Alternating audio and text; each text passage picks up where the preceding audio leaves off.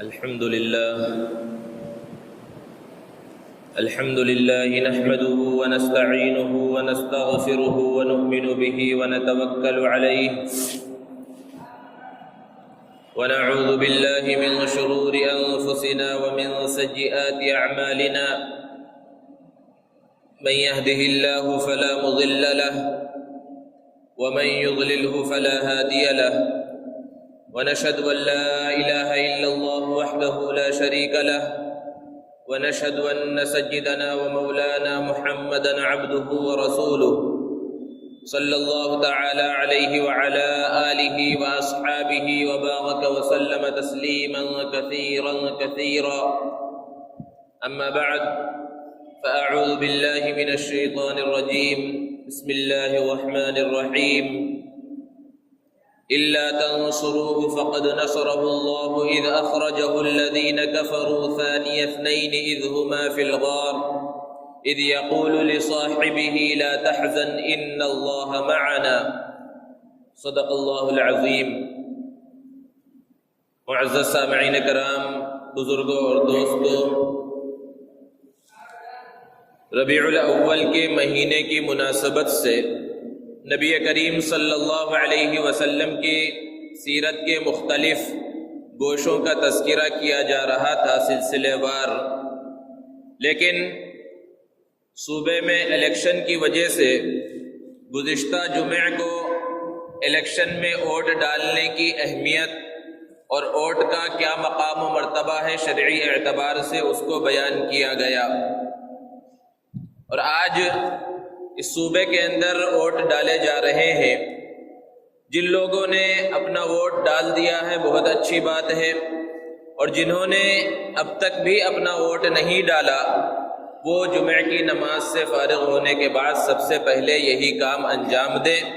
گزشتہ جمعہ کو تفصیل کے ساتھ اس کے بارے میں بات آ چکی ہے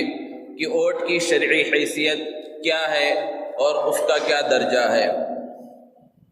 بہرحال نبی کریم صلی اللہ علیہ وسلم کی سیرت کا تذکرہ چل رہا تھا۔ جب اللہ کے رسول صلی اللہ علیہ وسلم کو نبوت کی ذمہ داری دی گئی اور آپ صلی اللہ علیہ وسلم نے مکہ المکرمہ میں لوگوں کو دین کا پیغام پہنچانا شروع کیا تو وہ لوگ جو آپ سے محبت کرتے تھے، آپ کو صادق اور امین کے لقب سے پکارا کرتے تھے، وہ آپ کے جانی دشمن بن گئے اور آپ کو اور آپ کے ماننے والوں کو طرح طرح سے ستانے لگے۔ 13 سال تک ظلم کی چکی اسی طرح پیسی جاتی رہی اور مسلمان اس ظلم کی چکی میں پستے رہے، لیکن اللہ کی طرف سے حکم نہیں تھا کہ ان سے بدلہ لیا جائے یا ان کے اوپر ہاتھ اٹھایا جائے۔ ہمیشہ حکم آتا رہا فاعفوا واصفحوا کہ انہیں معاف کرو، انہیں درگزر کرو، اور صحابہ یہی کرتے رہے۔ اللہ کے رسول صلی اللہ علیہ وسلم نے دین کا پیغام حج کے موقع پر مینا کی وادیوں میں بھی پہنچایا تو یثرب کے کچھ لوگ تھے جنہوں نے مینا کی گھاٹیوں میں اللہ کے رسول صلی اللہ علیہ وسلم کے پیغام کو قبول کیا۔ پہلے سال چند لوگ تھے، پھر اس کے بعد جب اگلا حج کا سال آیا تو اسی گھاٹی کے اندر ایمان قبول کرنے والوں کی ایک بڑی تعداد تھی، اور وہ لوگ جب اپنے علاقے یثرب گئے تو وہاں پر انہوں نے دین کا پیغام پہنچایا، اور انہی لوگوں نے نبی کریم صلی اللہ علیہ وسلم کو یثرب آنے کی جو وعد میں چل کر اللہ کے رسول صلی اللہ علیہ وسلم کے مدینہ پہنچنے پر وہ مدینہ بنا، وہاں پر انہوں نے آنے کی دعوت دی۔ نبی کریم صلی اللہ علیہ وسلم نے اس دعوت کو قبول بھی فرمایا، اور وہ لوگ جو ایمان قبول کر کے اس گھاٹی سے روانہ ہو رہے تھے ان کو دین سکھلانے کے واسطے، ایمان کی تعلیم، اسلام کی تعلیم کے واسطے حضرت مصعب ابن عمیر رضی اللہ تعالی عنہ جو قاری قرآن تھے ان کو روانہ کر دیا ان کے ساتھ۔ ابھی نبی صلی اللہ علیہ وسلم مدینہ نہیں پہنچے، اسلام پہلے پہنچ چکا ہے، قرآن پہلے پہنچ چکا ہے۔ حضرت مصعب ابن عمیر رضی اللہ تعالی عنہ مدینہ المنورہ میں قرآن مجید کی تلاوت کرتے اور لوگ جوق در جوق اسلام کے اندر داخل ہونے لگے۔ مدینے کے سردار تھے حضرت سعد بن معاذ رضی اللہ تعالی عنہ، انہیں جب پتہ چلا کہ کوئی شخص مکہ سے آیا ہے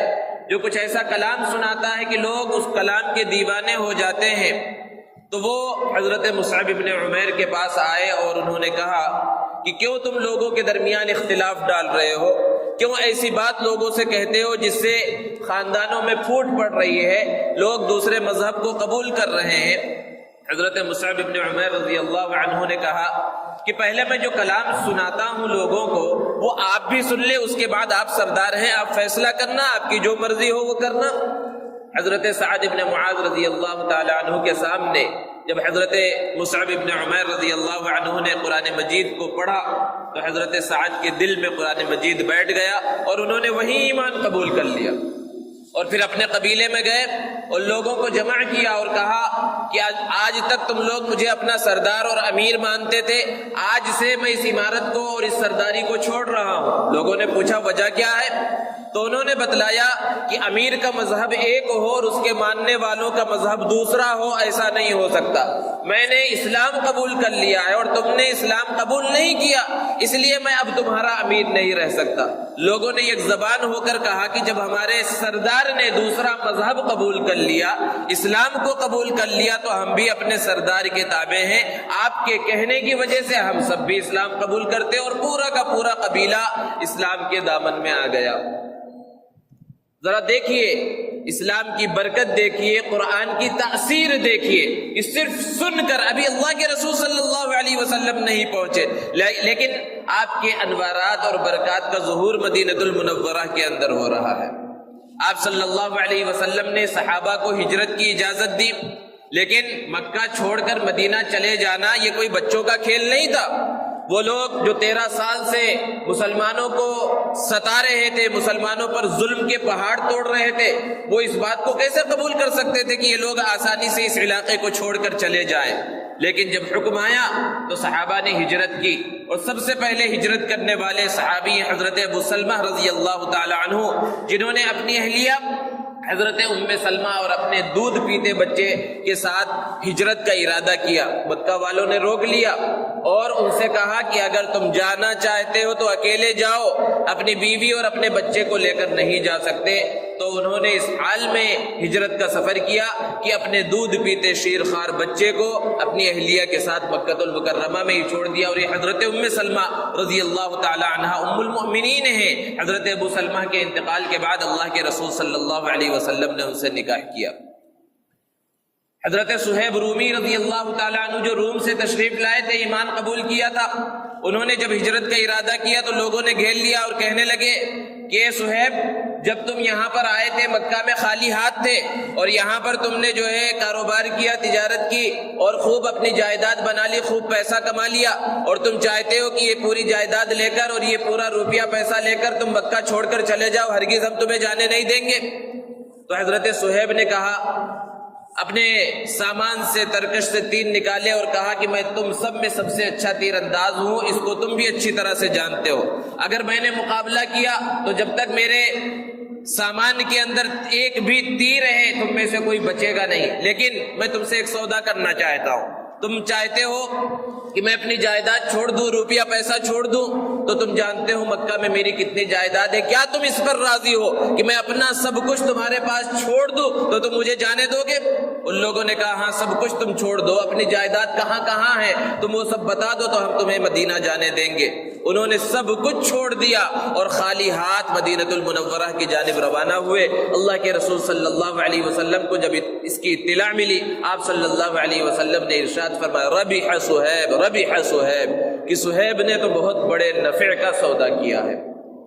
حضرت عمر رضی اللہ تعالی عنہ نے جب ہجرت کا ارادہ کیا تو ان کی ہجرت کا انداز الگ ہے، جس طرح ان کا مزاج تھا اسی مزاج کے مطابق مسجد حرام میں آئے، 2 رکعت نماز ادا کی، اور کفار مکہ، مشرکین مکہ وہاں بیٹھے ہوئے تھے، ان سے خطاب کر کے کہا کہ میں ہجرت کر رہا ہوں، میں مدینہ المنورہ جا رہا ہوں، اگر کسی نے اپنی ماں کا دودھ پیا ہے اور کوئی اپنے بچوں کو یتیم کرانا چاہتا ہے، اپنی بیوی کو بیوہ کرانا چاہتا ہے، تو مجھ سے اس گھاٹی کے پیچھے آ کر ملے اور مجھ سے مقابلہ کرے۔ لیکن کسی کی ہمت نہیں ہوئی، اور چند لوگوں کے ساتھ حضرت عمر رضی اللہ تعالی عنہ مکہ المکرمہ سے مدینہ المنورہ کی جانب روانہ ہوئے۔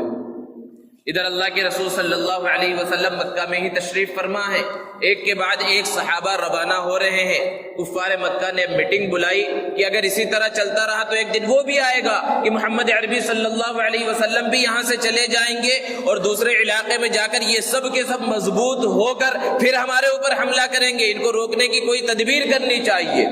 بڑے بڑے کفار مکہ سب موجود تھے، الگ الگ رائے آئیں۔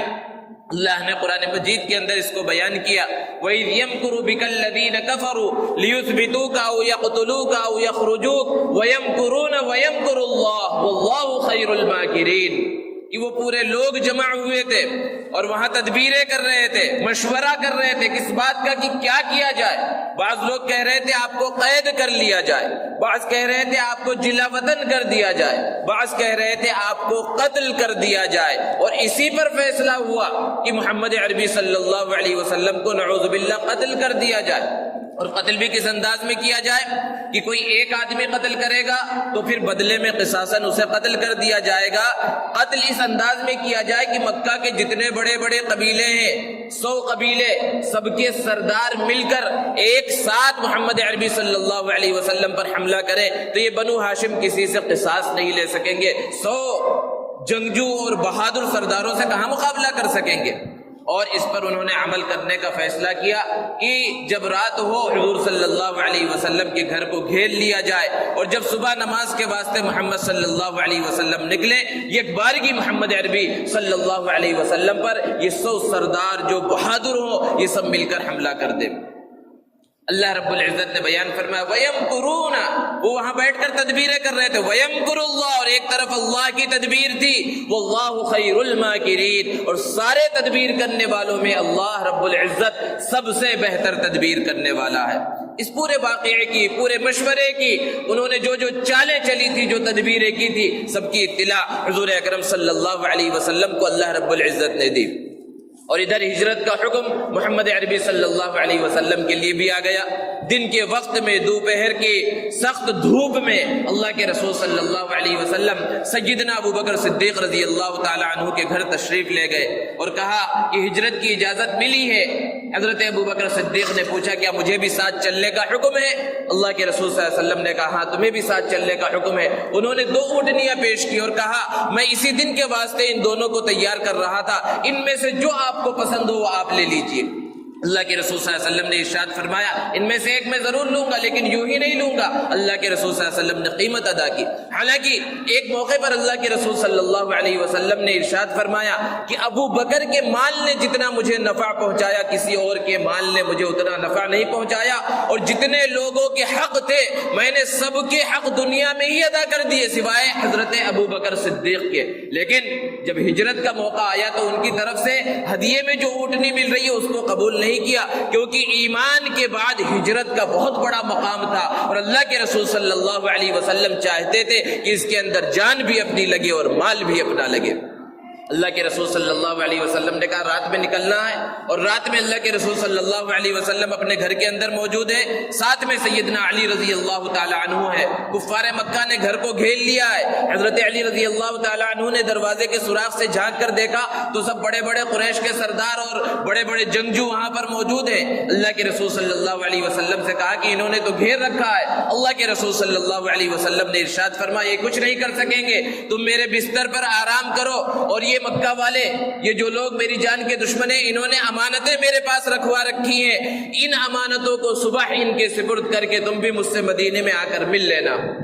جب اللہ کے رسول صلی اللہ علیہ وسلم نے اس بات کو ارشاد فرمایا، حضرت علی رضی اللہ تعالی عنہ حضور صلی اللہ علیہ وسلم کے بستر پر لیٹ گئے، اور محمد عربی صلی اللہ علیہ وسلم نے دروازہ کھولا اور مٹی اٹھائی اور کچھ پڑھتے ہوئے ان کی طرف پھینکا۔ ان کی آنکھیں اندھی ہو گئی۔ اللہ کے رسول صلی اللہ علیہ وسلم ان کے سامنے سے 100 سرداروں کے، اور جو بڑے بہادر تھے، جنگجو تھے، ان کے سامنے سے اللہ کے رسول صلی اللہ علیہ وسلم نکل گئے، انہیں پتہ بھی نہ چلا، اور وہ انتظار میں ہی رہے۔ جب صبح کی سفیدی آسمان پر نظر آنے لگی، ایک شخص کا وہاں سے گزر ہوا، دیکھا یہاں بڑے بڑے سردار موجود ہیں، بڑے بڑے بہادر موجود ہیں، پوچھا کس کا انتظار کر رہے ہو؟ لوگوں نے کہا ہم محمد صلی اللہ علیہ وسلم کا انتظار کر رہے ہیں۔ اس نے مذاق اڑایا اور کہا وہ تو کب کا جا چکے ہیں۔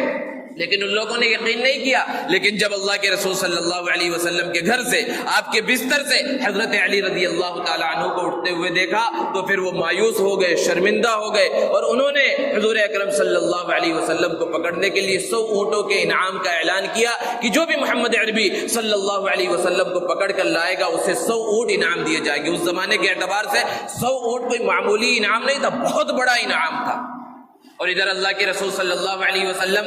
اپنے ساتھی یار غار حضرت ابوبکر صدیق رضی اللہ تعالی عنہ کے گھر پہنچے ہیں. لمبا تفصیلی واقعہ ہے. وہاں سے توشہ ساتھ میں لیا اور حضرت ابوبکر صدیق رضی اللہ تعالی عنہ کے ساتھ مدینۃ المنورہ کی جانب روانہ ہوئے. اور پہلا پڑاؤ جو ہوا وہ غار ثور پر ہوا. اللہ کے رسول صلی اللہ علیہ وسلم کی جو حکیمانہ زندگی اور حکیمانہ فیصلے, ذرا تصور کیجئے کہ جو لوگ ان مقامات مقدسہ کو دیکھنے کے واسطے گئے ہیں انہیں اندازہ ہوگا کہ مکۃ المکرمہ سے غار ثور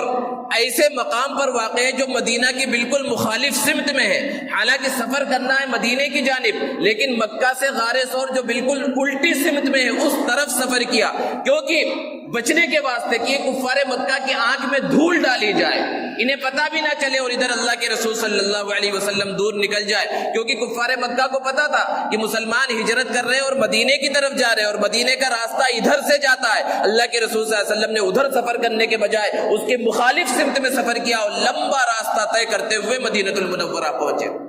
اور یہ جو سفر ہوا بڑا عجیب و غریب سفر ہے. اسی لیے سیدنا عمر رضی اللہ تعالیٰ عنہ نے ایک مرتبہ ارشاد فرمایا کہ میرا دل چاہتا ہے کہ میری زندگی کی ساری نیکیاں حضرت ابوبکر کو دے دی جائے. اور حضرت ابوبکر رضی اللہ عنہ نے ہجرت کی رات اللہ کے رسول صلی اللہ علیہ وسلم کے ساتھ جو گزارا, اس کا جو مقام و مرتبہ اور جو اجر و ثواب انہیں ملا وہ مجھے مل جائے. اللہ کے رسول صلی اللہ علیہ وسلم کے ساتھ حضرت ابوبکر سفر کر رہے ہیں, کبھی آگے چلنے لگتے ہیں, کبھی پیچھے چلنے لگتے ہیں, کبھی آپ کے دائیں جانب چلنے لگتے ہیں, کبھی آپ کے بائیں جانب چلنے لگتے ہیں. حضور صلی اللہ علیہ وسلم نے پوچھا, اے ابوبکر تم یہ راستہ کیوں بدل رہے ہو, کبھی میرے آگے, کبھی میرے پیچھے, کبھی میرے دائیں, کبھی میرے بائیں چل رہے ہو؟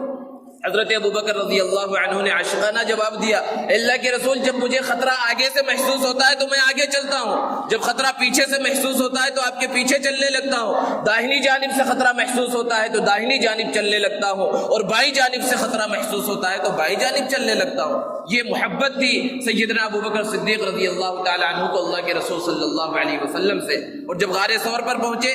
اللہ کے رسول صلی اللہ علیہ وسلم سے عرض کیا آپ یہیں تشریف رکھیے. اندر غار کے اندر تشریف لے گئے تو وہ غار صاف نہیں تھا, انہوں نے صاف کیا. بہت سارے سوراخ تھے جانوروں کے, اپنے چادر کو پھاڑ پھاڑ کر ان سارے سوراخوں کو بند کر دیا. چادر ختم ہو گئی, ایک سوراخ باقی رہ گیا, وہاں پر اپنے پیر کو رکھ دیا اور اللہ کے رسول صلی اللہ علیہ وسلم سے کہا آپ اندر تشریف لائیے. آپ صلی اللہ علیہ وسلم اندر تشریف لائے اور آپ لیٹ گئے. حضرت ابوبکر صدیق رضی اللہ تعالی عنہ کے گود میں سر رکھ کر آپ کو نیند آ گئی, اور اس سوراخ پر جس پر انہوں نے پیر رکھا تھا وہاں پر ایک زہریلا سانپ تھا, اس نے حضرت ابوبکر صدیق رضی اللہ تعالی عنہ کو ڈس دیا. تکلیف کی شدت ہے لیکن ذرہ برابر حرکت نہیں کی کہ کہیں حضور اکرم صلی اللہ علیہ وسلم کی آنکھ نہ کھل جائے, لیکن تکلیف کی شدت کی وجہ سے آنکھوں سے آنسو نکلے اور وہ حضور اکرم صلی اللہ علیہ وسلم کے رخسار مبارک پر گرے, جس سے اللہ کے رسول صلی اللہ علیہ وسلم بیدار ہو گئے اور کہا اے ابو بکر کیا بات ہے, کیا تکلیف ہے؟ تو انہوں نے اس تکلیف کا اظہار کیا. اللہ کے رسول صلی اللہ علیہ وسلم نے اس تکلیف کے مقام پر اپنا لعاب دہن لگا دیا. اس تکلیف کی جو شدت تھی وہ ختم ہو گئی. اور ادھر دشمن انعام حاصل کرنے کے واسطے ہر طرف پھیل چکا ہے کہ کس طرح 100 اونٹوں کا انعام حاصل کیا جائے اللہ کے رسول صلی اللہ علیہ وسلم کو پکڑنے کے واسطے. اور اتنا قریب غار ثور کے وہ پہنچ گئے, حضرت ابوبکر صدیق رضی اللہ تعالی عنہ نے فرمایا کہ اگر وہ اپنے قدموں میں بھی دیکھتے تو ہمیں دیکھ لیتے. لیکن اللہ رب العزت نے قرآن مجید کے اندر بیان فرمایا کہ ہم نے ان کے اوپر سکون کو نازل فرمایا اور ایسے لشکر کے ذریعے ان کی مدد کی جس کو تم دیکھ نہیں سکتے تھے. اللہ جس چیز کے ذریعے چاہے حفاظت فرما سکتے ہیں, وہاں اللہ نے مکڑیوں کے جالے کے ذریعے حضور اکرم صلی اللہ علیہ وسلم اور سیدنا ابو بکر صدیق رضی اللہ تعالی عنہ کی حفاظت فرمائی کہ وہ دروازہ جس سے داخل ہوئے تھے وہاں مکڑیوں نے جالا تن دیا, اور جہاں مکڑیوں کے جالے نظر آتے ہیں عام طور پر انسان سمجھ جاتا ہے کہ بہت زمانہ ہوا ادھر سے کوئی گزرا نہیں ہے, تو وہ کفار مکہ اور وہ دشمنان رسول وہاں پر پہنچ چکے تھے، لیکن غار کے دہانے پر انہوں نے مکڑیوں کے جالے کو دیکھا تو یہ سوچ کر اندر نہیں گئے کہ یہاں تو کوئی لمبا زمانہ ہوا ہے، اندر نہیں گیا حضرت ابوبکر صدیق رضی اللہ تعالیٰ عنہ نے لیکن خوف کا احساس کیا، خوف محسوس کیا۔ اللہ کے رسول صلی اللہ علیہ وسلم نے انہیں تسلی دی، ارشاد فرمایا لا تحزن ان اللہ معنا، تم غم مت کرو، بے شک اللہ رب العزت ہمارے ساتھ ہے۔ اور ادھر انعام حاصل کرنے کے واسطے الگ الگ لوگ نکل رہے تھے، انہی انعام حاصل کرنے والوں میں سراقہ بن مالک بن جعشم بھی ہے، جس کو جب پتا چلا کہ کفار مکہ نے اور قریش مکہ کے سرداروں نے 100 اونٹوں کا انعام کا اعلان کیا ہے تو انعام حاصل کرنے کی لالچ میں خود بیان کرتا ہے کہ میں نکلا، اپنے گھوڑے کو لیا اور بالکل قریب جب اللہ کے رسول صلی اللہ علیہ وسلم غار ثور سے باہر نکلے ہیں اور مدینہ المنورہ کا سفر شروع کیا ہے تو وہاں بالکل قریب پہنچ گیا اور قریب تھا کہ اللہ کے رسول صلی اللہ علیہ وسلم کے پاس پہنچ جائے کہ اس کے جو گھوڑے تھے قدموں تک، اس کے گھٹنوں تک زمین پر دھس گئے۔ پھر اس نے جو ہے نکلنے کا ارادہ کیا، کوشش کی، پھر جب گھوڑے کے پاؤں باہر نکلے پھر اس نے پکڑنے کا ارادہ کیا، کئی مرتبہ اس طرح ہوا، پھر اسے یقین ہو گیا کہ یہ سچے رسول ہے اور اللہ کے رسول صلی اللہ علیہ وسلم سے عرض کیا کوئی امان نامہ لکھ کر دے دیجئے۔ آپ صلی اللہ علیہ وسلم نے چمڑے کے ایک ٹکڑے پر امان نامہ لکھ دیا اور ایک خوشخبری بھی دے دی اور کہا میں تمہارے ہاتھوں کے اندر کسریٰ کے کنگن دیکھ رہا ہوں۔ جن لوگوں کا ایمان اور جن لوگوں کا یقین اللہ رب العزت پر نہ ہو اور ان سب باتوں پر نہ ہو، وہ کیسے یقین کر سکتے تھے کہ ایک طرف تو اپنی جان بچانا مشکل ہو رہا ہے، چھپتے ہوئے پھر رہے ہیں، اور کہاں کسریٰ کے کنگن جو اس زمانے کی سپر پاور طاقت ہے کہ کسریٰ کے کنگن کب حاصل ہو سکتے ہیں؟ جب کسریٰ فتح ہو جائے، وہ ملک فتح ہو جائے۔ لیکن اللہ کے رسول صلی اللہ علیہ وسلم کی یہ پیشن گوئی حضرت عمر رضی اللہ تعالیٰ عنہ کے دور خلافت میں مکمل ہوئی، جب کسریٰ فتح ہوا اور وہاں کے تخت و تاج سب لائے گئے، سونا چاندی اور کنگن سب پہنچے، جب کنگنوں پر حضرت عمر رضی اللہ تعالیٰ عنہ کی نظر پڑی فوراً اللہ کے رسول صلی اللہ علیہ وسلم کا وہ فرمان یاد آ گیا کہ اللہ کے رسول صلی اللہ علیہ وسلم نے سراقہ سے کہا تھا میں تمہارے ہاتھ میں کسریٰ کے کنگن دیکھ رہا ہوں۔ فوراً ہی حضرت سراقہ کو بلایا جو بعد میں چل کر مسلمان ہو گئے تھے اور وہ کنگن ان کے حوالے کیے کہ اللہ کے رسول صلی اللہ علیہ وسلم نے تمہارے بارے میں یہ فرمایا تھا۔ اور پھر آگے کا سفر جاری ہوا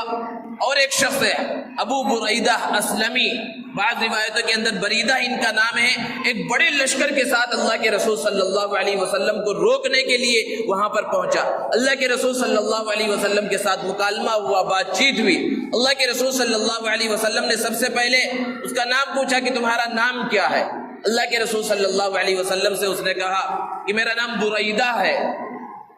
نیک فالی ایک چیز ہوتی ہے اور ایک ہوتی ہے بدفالی۔ اسلام کے اندر بدفالی یعنی برا فال لینے کی کسی بھی حال میں اجازت نہیں ہے۔ عام طور پر لوگ برا فال لے لیتے ہیں، بدفالی لیتے ہیں کہ بھئی کالی بلی سامنے سے چلی گئی، اب جو ہے ہمارا کام نہیں ہوگا اور یہ ہو گیا وہ ہو گیا، فلاں کے چہرے کو دیکھ لیا اب ہمارا کام صحیح نہیں ہو سکتا۔ اسلام اس کی بالکل اجازت نہیں دیتا، لیکن نیک فال لینے کی اجازت ہے۔ اور اللہ کے رسول صلی اللہ علیہ وسلم نے اپنی حیات طیبہ میں مختلف مواقع پر نیک فال، اچھا فال لیا ہے۔ جب ان سے یعنی وہ سامنے دشمن ہیں ان سے نام پوچھا تو ان کے نام سے نیک فالی لی۔ بریدہ برد سے نکلا ہے جس کے معنی ٹھنڈک کے ہے، تو اللہ کے رسول صلی اللہ علیہ وسلم نے ارشاد فرمایا برد امرنا، ہمارا معاملہ بھی ٹھنڈا پڑ گیا، یعنی اب ہمیں کوئی تکلیف نہیں پیش آئے گی۔ پھر ان سے پوچھا تم کس قبیلے سے تعلق رکھتے ہو؟ انہوں نے جواب دیا میں بنو اسلم سے تعلق رکھتا ہوں۔ قبیلے کے نام سے بھی اللہ کے رسول صلی اللہ علیہ وسلم نے نیک فال لیا اور کہا سلمنا، ہم محفوظ ہو گئے۔ پھر اللہ کے رسول صلی اللہ علیہ وسلم نے پوچھا بنو اسلم تو بہت بڑا قبیلہ ہے، اس قبیلے کی کس شاخ سے تعلق رکھتے ہو؟ تو انہوں نے جواب دیا بنو سہم سے۔ اللہ کے رسول صلی اللہ علیہ وسلم نے اس سے بھی نیک فال لیا اور کہا سہمک فی الاسلام، اسلام میں تمہارا بھی حصہ ہے۔ سہم کے معنی حصے کے ہیں، اور وہ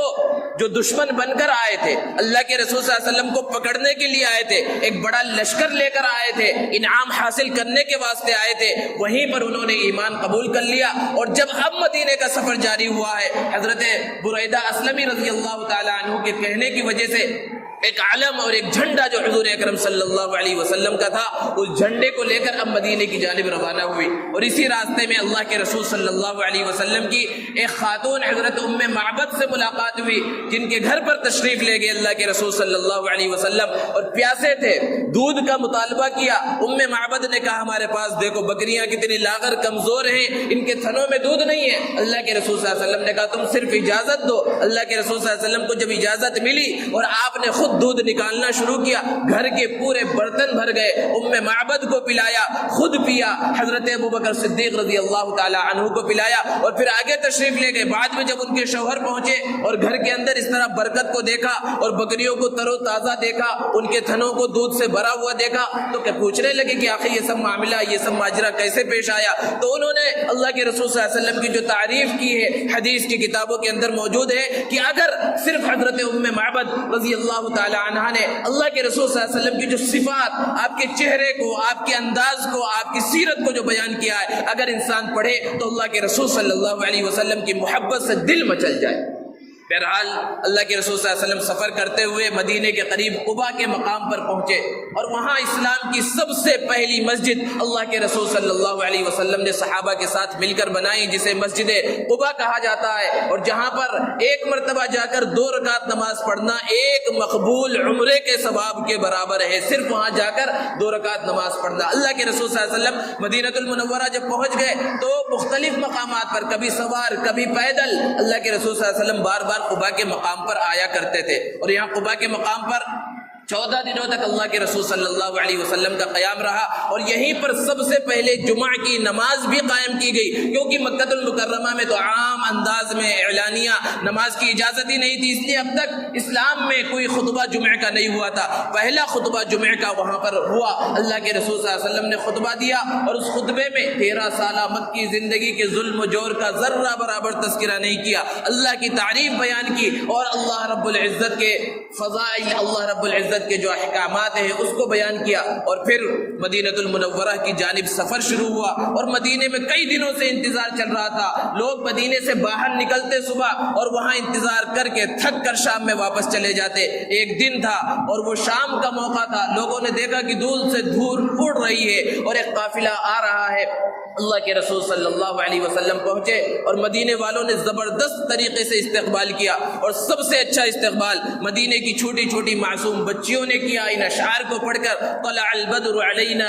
من ثنیات الوداع وجب الشکر علینا ما دعا للہ داع ایها المبعوث فینا جئت بالامر المطاع۔ ان اشعار کے ذریعے اللہ کے رسول صلی اللہ علیہ وسلم کا استقبال کیا، اور مدینے کے لوگ جو انصار کہلائے، جو اللہ کے رسول صلی اللہ علیہ وسلم اور صحابہ اور اسلام کی مدد کرنے والے تھے، وہ سب تو اکثر مسلمان ہو چکے تھے۔ ہر ایک کی خواہش تھی کہ محمد عربی صلی اللہ علیہ وسلم ہمارے مہمان بنے، لیکن اللہ کے رسول صلی اللہ علیہ وسلم نے ارشاد فرما دیا یہ اونٹنی اللہ کے حکم کے تابع ہے، یہ جہاں جا کر رک جائے گی انہی کا میں مہمان بنوں گا۔ اور وہ اونٹنی چلتے ہوئے حضرت ابو ایوب انصاری رضی اللہ تعالی عنہ کے گھر کے سامنے رکی۔ حضرت ابو ایوب انصاری رضی اللہ تعالی عنہ کی قسمت کھل گئی، آپ صلی اللہ علیہ وسلم کے سامان کو اٹھایا، اندر تشریف لے گئے، اور پھر اس کے بعد مدینے میں پہنچ کر اللہ کے رسول صلی اللہ علیہ وسلم نے جو سب سے پہلا کام کیا وہ مسجد نبوی کی تعمیر کا تھا۔ اسی مقام کو جہاں پر اونٹنی بیٹھی تھی اللہ کے رسول صلی اللہ علیہ وسلم نے مسجد کی تعمیر کے لیے پسند کیا۔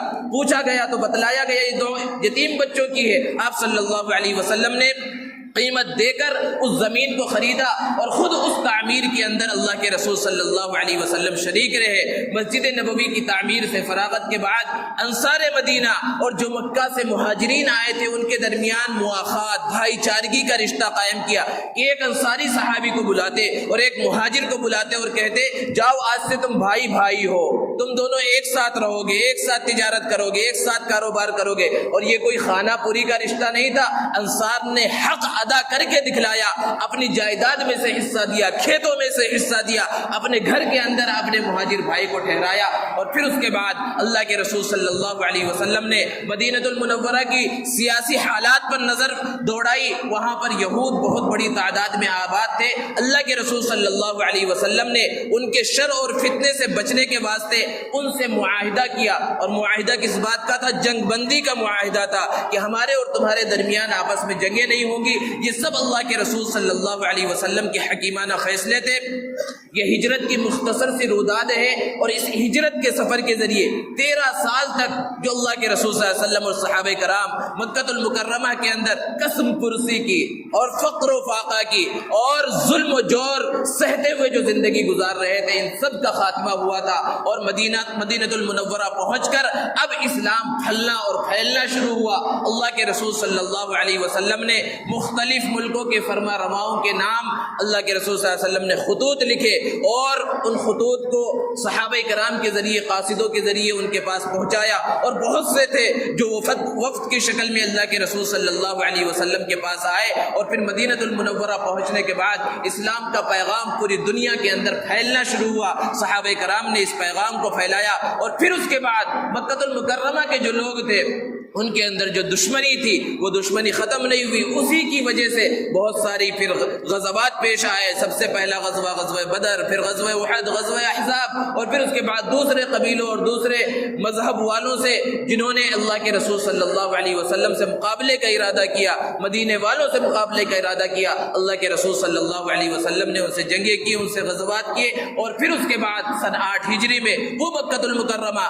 جہاں سے حضور اکرم صلی اللہ علیہ وسلم کو نکالا گیا تھا، اللہ کے رسول صلی اللہ علیہ وسلم فاتحانہ انداز میں داخل ہوئے۔ دوستو، یہ سیرت کے بیان کرنے کا مقصد صرف واقعات کو بیان کر دینا نہیں ہے، اور یہ نہ سمجھا جائے کہ ہجرت کے بس یہ اتنے سے مختصر واقعات تھے جو 20-25 منٹ کے اندر آپ کے سامنے بیان کر دیے گئے۔ آپ سیرت کی کتابیں اٹھائیں تو اس کے اندر جلدوں پر جلدیں صرف ہجرت کے موقع پر اور ہجرت سے جو سبق ملتا ہے، جو عبرت ملتی ہے امت مسلمہ کو، وہ سب موجود ہے۔ یہاں بیان کرنے کا مقصد لوگوں کے دلوں کے اندر شوق پیدا کرنا ہے، کہ ہم شوق پیدا کریں کم سے کم اپنے دلوں کے اندر، کہ ہم اللہ کے رسول صلی اللہ علیہ وسلم کی سیرت کو صحیح انداز میں پڑھیں گے، سیرت کو سمجھیں گے، اللہ کے رسول صلی اللہ علیہ وسلم اور صحابہ نے جو قربانیاں دی ہیں ان قربانیوں کو سمجھنے کی کوشش کریں گے۔ اللہ رب العزت ہمیں عمل کی توفیق عطا فرمائے۔ وآخر دعوانا الحمدللہ رب العالمین۔